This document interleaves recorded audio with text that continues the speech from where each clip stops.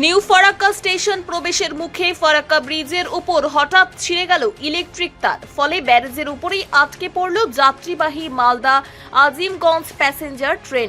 রবিবার সকাল 8টা নাগাদ এই বিপত্তি ঘটে, ফলে ব্যাপক সমস্যায় পড়তে হয় যাত্রীদের। ব্যারেজের রেল লাইনের ওপর ট্রেনটি আটকে পড়ায় বাকি ট্রেনগুলোও আটকে পড়ে। খবর পেয়ে ঘটনাস্থলে রয়েছেন রেল দফতরের কর্মকর্তারা, রয়েছে আরপিএফ আধিকারিকরাও। মালদার দিক থেকে নিউ ফারাক্কা হয়ে আজিমগঞ্জ যাওয়ার পথে ফারাক্কা ব্যারেজের ওপরেই আটকে পড়ে ট্রেনটি, ফলে ওই লাইনে ট্রেন চলাচলে বন্ধ ছিল দীর্ঘ সময়।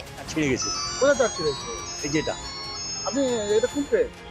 Azimganj local Azimganj local. আপনি কোথা থেকে আসছেন? মালদা কোথায় যাবেন? নিমকিতা। কতক্ষণ ধরে আটকে আছে? 1 ঘন্টা এখন বেশি, 1 ঘন্টায় বেশি।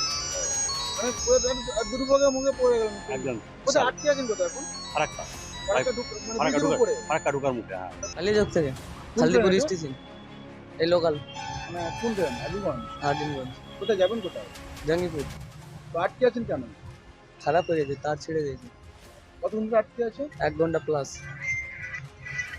মানে কোথায় দাঁড়িয়ে আছে কোথায় ট্রেনটা?